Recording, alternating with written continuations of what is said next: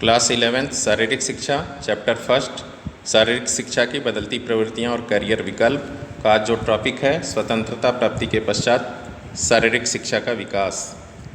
स्वतंत्रता प्राप्ति के बाद शारीरिक शिक्षा की ओर भारत में विशेष ध्यान दिया गया, क्योंकि इससे पहले शारीरिक शिक्षा पर यहाँ विशेष ध्यान नहीं दिया जाता था। इसके लिए भारत सरकार ने अनेक कदम उठाए।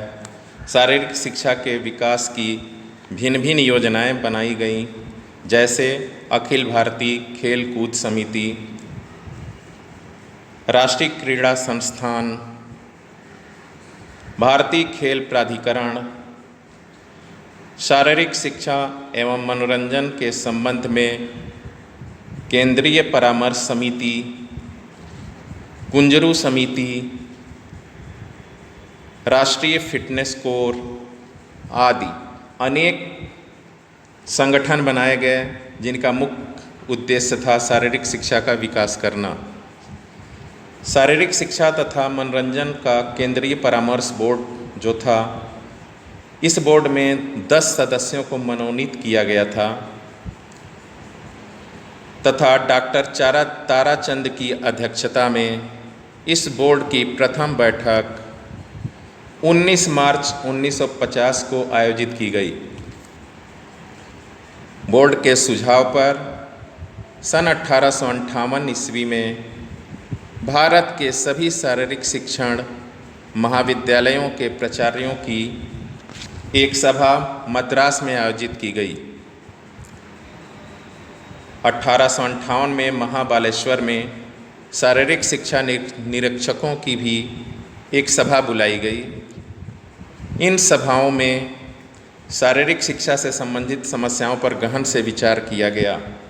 बोर्ड के लक्ष्य थे खेलों के कार्यक्रम पर सुझाव देना, मनोरंजन के कार्यक्रमों पर सुझाव देना, केंद्रीय सरकार को शारीरिक शिक्षा के कार्यक्रमों पर सुझाव देना, युवाओं के लिए अलग कार्यक्रमों पर सुझाव देना। बोर्ड के उद्देश्य थे शारीरिक शिक्षा तथा मनोरंजन।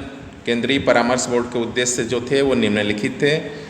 शारीरिक शिक्षा को विद्यालयों में अनिवार्य रूप करने का सुझाव देना, प्राथमिक विद्यालय तथा महाविद्यालय के स्तर पर शारीरिक शिक्षा के पाठ्यक्रम के निर्माण तथा शुरू करने का सुझाव देना, देश की शारीरिक शिक्षा संस्थाओं के पाठ्यक्रम बनाने का सुझाव देना,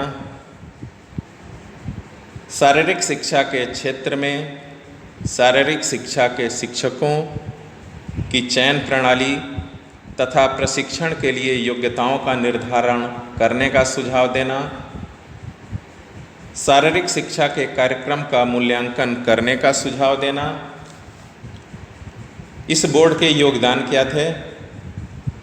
इस बोर्ड द्वारा शारीरिक शिक्षा के लिए कुछ दृढ़ सुझाव तथा सर्टिफिकेट व डिप्लोमा कक्षाओं के लिए आदर्श पाठ्यक्रम तैयार करके केंद्रीय सरकार के समक्ष प्रस्तुत करना था। देश में शारीरिक शिक्षा के विकास के लिए ये कुछ डिप्लोमा और सर्टिफिकेट शारीरिक संबंधित कोर्स कराने का सुझाव सरकार को दिए, ताकि देश में शारीरिक शिक्षा के प्रति लोगों की जिज्ञासा बढ़े और इस ओर लोग आकर्षित हों और देश में शारीरिक शिक्षा का विकास हो।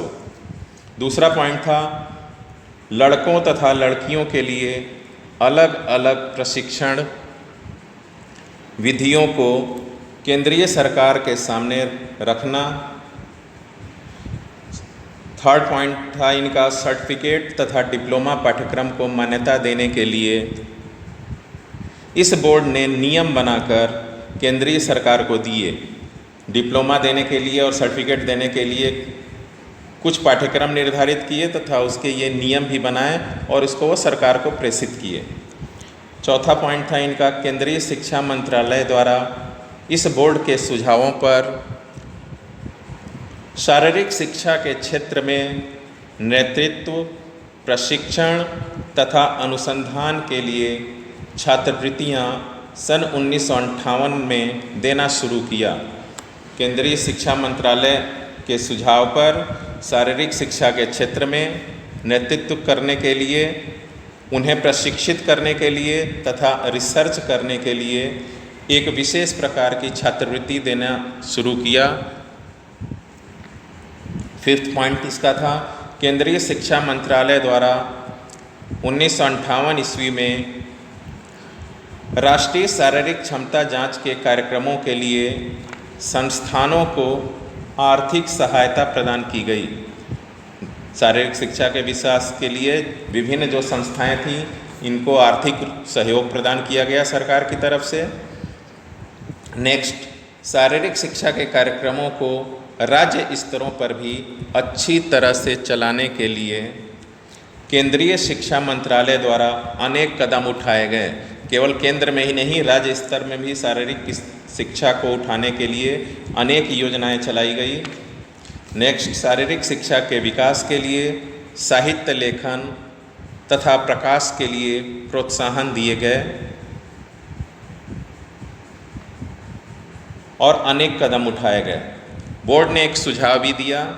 बोर्ड के सुझाव से केंद्रीय सरकार द्वारा राष्ट्रीय स्वास्थ्यता कोर के कार्यक्रमों को संपूर्ण भारत की शारीरिक शिक्षा संस्थानों में लागू किया गया। अखिल भारतीय खेल परिषद की भी स्थापना की गई। अखिल भारतीय खेल परिषद खेल कूद के स्तर को ऊपर उठाने के लिए तथा उन्हें संगठित रूप में कुशलतापूर्वक चलाने के लिए मौलाना अबुल कलाम आज़ाद ने अनेक खेल संगठनों के अध्यक्षों की एक बैठक बुलाई। सन 1954 ईस्वी में सभी खेल संगठनों के अध्यक्ष मौलाना आज़ाद के सभापतित्व में एकत्रित हुए। उन्होंने भारत सरकार को प्रस्ताव के माध्यम से अखिल भारतीय खेल परिषद का प्रतिपादन अर्थात गठन करने के लिए आवेदन किया। परिणाम स्वरूप 1954 ईस्वी में अखिल भारतीय खेल परिषद का गठन हुआ, अर्थात अखिल भारतीय खेल परिषद की स्थापना सन 1954 ईस्वी में हुई और इसके प्रथम अध्यक्ष के.एम. करियप्पा को बनाया गया। इसके लक्ष्य और कार्य खेल कूद पर वैज्ञानिक तरीकों से अनुसंधान करना, विभिन्न राष्ट्रीय संगठनों और भारत सरकार के मध्य समन्वय स्थापित करना, भारत में खेलों के स्तर को विकसित करने के लिए अनेक प्रशिक्षण केंद्रों की स्थापना करना, विभिन्न खेल संस्थानों से संबंधित खिलाड़ियों के खेल स्तर को जानना, विभिन्न खेल संघों को भारत सरकार की ओर से आर्थिक सहायता उपलब्ध कराना, वर्ष भर आयोजित किए जाने वाली विभिन्न खेल प्रतियोगिताओं के लिए योजनाएं बनाना। अखिल भारतीय खेल परिषद की उपलब्धियां क्या थीं? इसकी प्रमुख उपलब्धियां निम्न थीं। इस परिषद के अथक प्रयासों और विचार विनिमय के फलस्वरूप NIS राष्ट्रीय खेल संस्थान की स्थापना हुई। अब इसका पूरा नाम हो गया है नेताजी सुभाष राष्ट्रीय इंस्टीट्यूट ऑफ स्पोर्ट्स। इस परिषद के द्वारा खेलों के प्रोत्साहन हेतु समय समय पर शिविरों का आयोजन किया गया तथा स्टेडियमों, जिमखानों और स्विमिंग पूलों का निर्माण किया गया। विशेष रूप से ग्रामीण क्षेत्रों में खेल कूद के विकास पर जोर दिया गया। नेताजी सुभाष राष्ट्रीय खेल संस्थान ओलंपिक खेलों में भारत के गिरते खेल स्तर पर प्रदर्शन के परिणाम स्वरूप सन 1958 ईस्वी में एक तदर्थ जांच समिति का गठन किया गया। इस समिति ने एक राष्ट्रीय खेल संस्थान की स्थापना के लिए सिफारिश की, जिसके परिणाम स्वरूप अखिल भारतीय खेल परिषद के प्रस्ताव पर भारत सरकार ने मार्च 1961 ईस्वी में पंजाब के पटियाला में नेताजी सुभाष राष्ट्रीय खेल संस्थान की स्थापना की। इस संस्थान का उद्घाटन 7 मई 1961 ईस्वी को डॉक्टर A.L. श्रीमाली द्वारा किया गया। इस खेल में विभिन्न खेलों जैसे हॉकी, फुटबॉल, वॉलीबॉल, एथलेटिक्स, कुश्ती, जिम्नास्टिक, बास्केटबॉल, टेनिस और बैडमिंटन में एक वर्षीय डिप्लोमा कोर्स शुरू किया गया। तत्पश्चात अन्य खेलों के लिए भी कोचिंग देने की व्यवस्था की गई। कोचिंग में डिप्लोमा लेने के बाद अनेक कोच खेल के क्षेत्र में प्रशिक्षण देने में रत हैं। अब संस्थान ने मास्टर ऑफ स्पोर्ट्स की उपाधि देना भी शुरू किया। नेताजी सुभाष राष्ट्रीय खेल संस्थान में प्रशिक्षण लेने के बाद लोग कोच बन जाते हैं और उनके द्वारा सिखाए गए खिलाड़ी राष्ट्रीय और अंतर्राष्ट्रीय स्तर तक जाते हैं। इसी की प्रेरणा से लेकर के अब ग्रामीण क्षेत्रों में भी छोटे छोटे स्टेडियम बनाए गए हैं और इनमें से प्रशिक्षण कोच को वहाँ पे भेज करके ग्रामीण बच्चों को भी प्रशिक्षित करने का प्रयास किया जा रहा है। राष्ट्रीय खेल संस्थान के लक्ष्य क्या हैं? इसके लक्ष्य निम्नलिखित हैं। विभिन्न खेलों के लिए विशेष प्रशिक्षण देने हेतु कोच यानी प्रशिक्षक को तैयार करना, प्रशिक्षकों के तकनीकी स्तर को ऊंचा उठाना। इसमें से प्रशिक्षण लेने के लिए वे जाते हैं NIS में, तो उनका स्तर स्किल डेवलपमेंट होता है और वही अपनी स्किल को वो सिखाने वाले बच्चों पर एडॉप्ट करते हैं, लागू करते हैं। खेल के क्षेत्र में नवीनतम जानकारी उपलब्ध कराना, जो भी नए नियम खेल के बने उसकी जानकारी को उपलब्ध कराना, खेलों में प्रतिभावान खिलाड़ी की खोज करने में सहायता करना, अंतर्राष्ट्रीय प्रतिस्पर्धा में भाग लेने वाले खिलाड़ियों को उचित प्रशिक्षण प्रदान करना, खेल के क्षेत्र में प्रतियोगियों और परिसंवादों यानी सेमिनारों का आयोजन करना, खिलाड़ियों को खेल के प्रति अधिकाधिक प्रेरित करने के लिए छात्रवृत्ति प्रदान करना, शारीरिक शिक्षा के अध्यापकों के लिए अनुकूलन कोर्स का आयोजन करना, खेल कूद के क्षेत्र में अनुसंधान कार्यों में सहायता प्रदान करना, जो भी रिसर्च करने होते हैं उसमें आर्थिक सहयोग प्रदान करना, खेलों की उन्नति के लिए विभिन्न खेल प्रतियोगिताओं को प्रकाशित करना, एशिया के अन्य देशों के खेल कूद प्रशिक्षक तैयार करना। अर्थात इसका मुख्य उद्देश्य होता है इनमें डिप्लोमा प्राप्त करने वाले शिक्षार्थी जब वो कोच बन करके जाते हैं तो देश के विभिन्न स्तरों में जा करके अपनी प्रतिभा को अब छोटे बच्चों पर सिखाने का प्रयास करते हैं और वो एक प्रतिभा निखर करके सामने आती है जो देश के खेल कूद के विकास में महत्वपूर्ण भूमिका निभाती है। भारतीय खेल प्राधिकरण की स्थापना सन 1984 ईस्वी में हुई थी।